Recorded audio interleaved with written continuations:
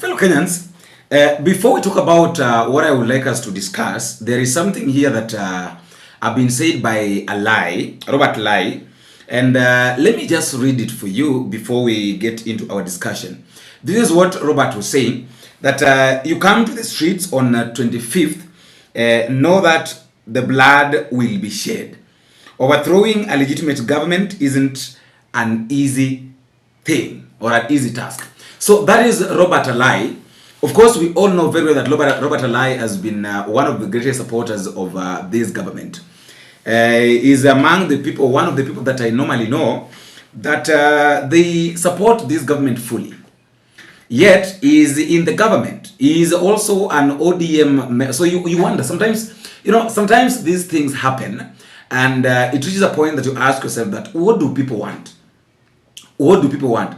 Of course, that is not what I wanted to talk about. I wanted to talk about the issue that has happened in MERU. William Samoei Ruto went to MERU today, and a lot of things have happened in MERU. One, these guys keep on promising people that we will do this, we will do this, we will do this. They've never done. So at this point, let me just ask you this question.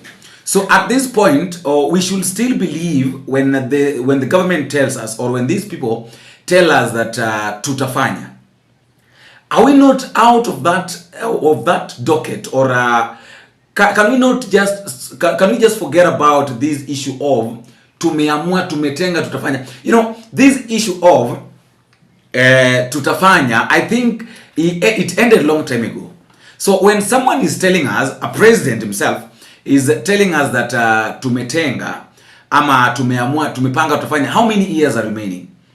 Bado unapanga, bado umetenga, bado unaenda kuyafanya. How many years are remaining before you do this thing that you're promising that you're going to do? That is the question. Now, they are saying, the president himself is saying that the people of MERU are requesting MERU to be a city. Mimi nimewapatia shilingi bilioni 1 kujenga soko kubwa pale Kakoromoni. Nyenye mnanielewa? Na tunajenga soko ingine 16 hapa Meru.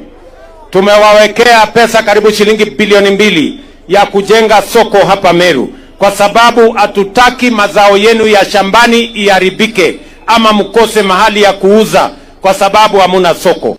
That is why katika kila constituency tunajenga soko, na hata mahali ingine tunajenga soko 2, kwa sababu ilikuwa ni ahadi yangu tuhakikishe ya kwamba wakulima wanapata mahali ya kuuza mazao yao, na wafanyabiashara pia na wawe mahali pazuri, mahali kuna choo, kuna stima, kuna maji ya kuuza mazao yetu. Tumekubaliana jameni? Watu wa Meru tumekubaliana? Mnasema tuendelee? Mnasema tuendelee? Tuendelee na kazi ama mnataka watu watuletee porojo? Tuendelee na kazi? Si miaka bado? Si tumalize kazi mwaka huu, tufanye kazi mwaka ujao? Si 2027 tuonane macho kwa macho? Asanteni sana Meru. Mumesikia governor wewe. Huyu governor amesema mnataka Meru iwe the next city ya Kenya. Ni hivyo ama sivyo? Mnataka Meru iwe city the next one kwa Kenya. Sasa nyinyi mnafikiri mimi sikujua? Ndio nimejipanga na Meru mbele, kwa sababu mimi najua hapa ndio itakuwa city next. Kwa hivyo asanteni sana, mimi nawapenda sana, nawatakia baraka ya Mungu. How many counties are praying so that at least the county can be a city? Do you think that it's going to be very easy for Meru to be a city? Which city is going to be that? And then unasikia Ruto mwenyewe anasema ya kwamba nilikuwa kwa mpango yangu. Lying to fools is very easy, and I normally say that before listening to these people speaking, or even before taking what these guys are saying very serious, can you just sit down by yourself and ask yourself that this thing that this guy is going to tell us, is it really true? Is it really worth it? Those are the kind of questions that we need to ask. That is it really worth it? Is it really true? Because they tell us this today, tomorrow they change, they tell us another thing. They tell us that they're going to do this, and then coming tomorrow they tell us again that they will do. So yesterday they told us that they will do, and then today they're telling us that they're going to do. So it will be like, we will do, tutafanya, tumeamua, tumeteka. For how long? That is the question. For how long will these things continue? Robert Alai is telling people that going to the streets on Wednesday, that is 25th, everybody should be prepared that there must be bloodshed. And remember, I talked about this in the previous video. There's a video that I talked about, previous video.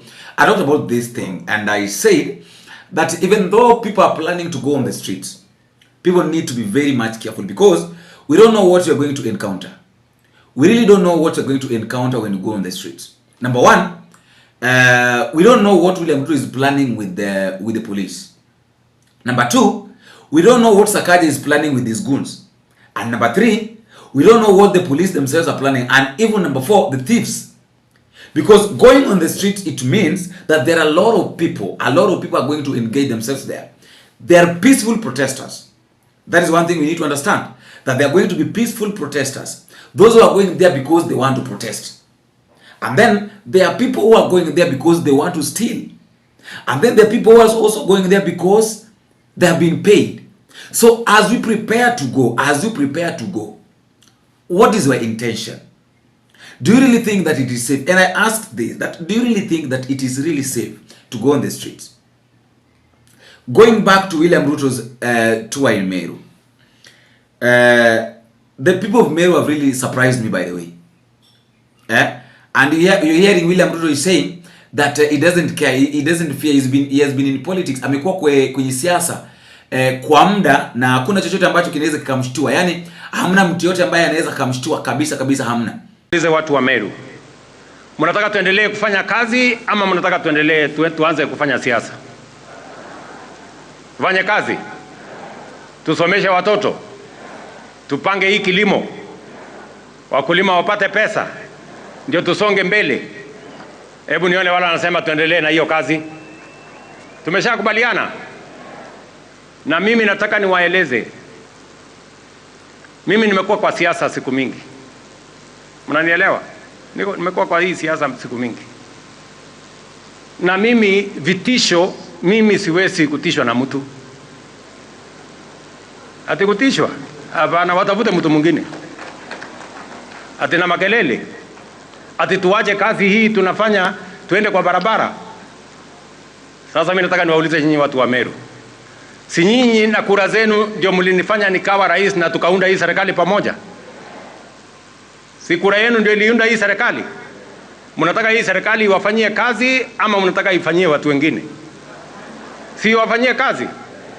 Na ndio sababu mimi nimesema yule ambaye yako tayari kufanya kazi, mimi nitafanya kazi na yeye. Yule ambaye anataka kuendelea na siasa, aende barabarani, aendelee na siasa. Si 2027 tutakutana na wao? Kwani ni mafundi kiasi gani? Wasituletee nani. Sijui kama tunaelewana. Porojo, propaganda tu. Sijui nini. Kasongo, sijui Ruto must go. Wewe. Watu hawana mpango. Ukiwauliza, wewe mpango yako kwa wakulima ni gani? Wanasema Kasongo. Wewe mpango ya watoto wetu kusoma ama kuendesha mambo ya stima ni gani? Ruto must go. Sasa mimi nawauliza, tutafuatana na watu wenye hawana mpango? Tuache taratibu hii ambaye tunaelewa ikitoka hapa inaingia hapa.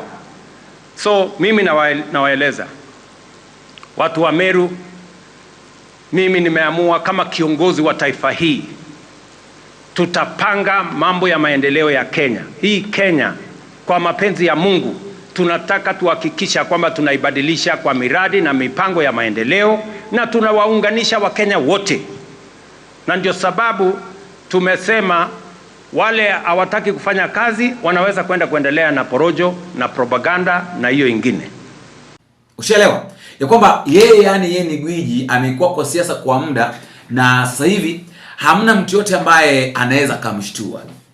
So those are the kind of questions that sometimes we need to ask ourselves, that when these people are telling us these kind of things, do they really even have a good intentions for us or with us? Do they have? When we listen to them speaking, listening to this guy saying all these things, does it really look like that they care? Do they even care? That is the question. One thing I know, they don't care. So before I give you time at the comment section, because I would like to give you a chance at the comment section to also tell me what you think concerning these two stories. Story number one, the issue of Robert Lai saying that on 25th, as we will be going on the streets, you have to remember that blood must be shed. So according to him, he is saying that it is a must. That it is a must that blood must be shed.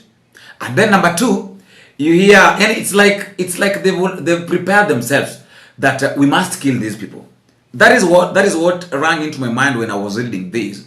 That they've really set it, like they've set the minds that yani lazima watu wafe, lazima kuwe na wafu, yani lazima damu lazima ikamwagike. And then number two, the issue of William Samoei Ruto saying that they're preparing themselves to make Meru a capital, a city in short. And then you hear he's telling the people of Meru that nilikuwa nishawapanga kitambo.